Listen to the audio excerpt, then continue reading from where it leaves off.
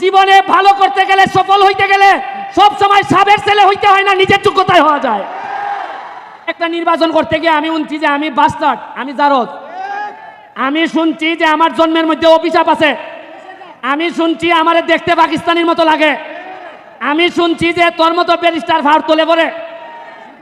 এরপরও আমি শুনছি যে আমি হলাম ইউটিউবার, ফেসবুক করি। আমরা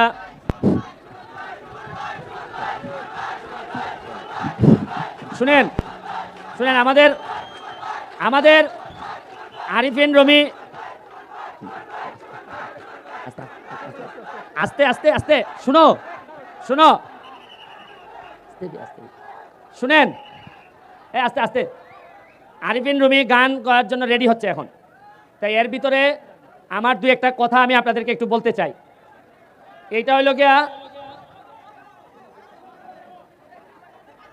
আমি আস্তে আস্তে নইল না, আরে শুনো, তোমরা খালি শুনো, তোমরা খালি একটু ধৈর্য ধরো। মাধবপুর আর সোনারঘাটের কবালো কিতা কিতা আনতাছে, খালি দেখতে যাও কিতা কিতা আনতাছে।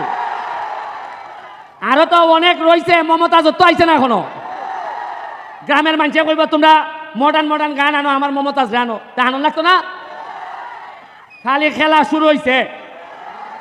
আমার নির্বাচনের পরেই আমি কইছিলাম যে এইদিকে যাবো যে মাধবপুর সোনারঘাটের আপাতত আমি খালি এমপি হয়েছে, জায়গা বেচছো না আর ফুরি এখন আপাতত বিয়া দিও না, কারণ জায়গার দাম বাড়বো আমি এমপি হইবার পরে, আর ফুইরাইনটারও দাম বাড়বো, বিয়া নিতে বুঝা করে নেওয়া লাগবো।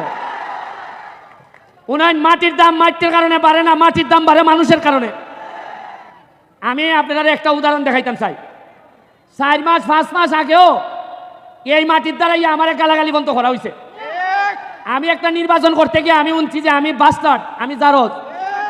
আমি শুনছি যে আমার জন্মের মধ্যে অভিশাপ আছে। আমি শুনছি আমারে দেখতে পাকিস্তানের মতো লাগে। আমি শুনছি যে তোর মতো ব্যারিস্টার ভার তোলে পড়ে। এরপরও আমি শুনছি যে আমি হলাম ইউটিউবার, ফেসবুক করি। আমি আল্লাহর ভাই চাইয়া ধৈর্য ধরছি।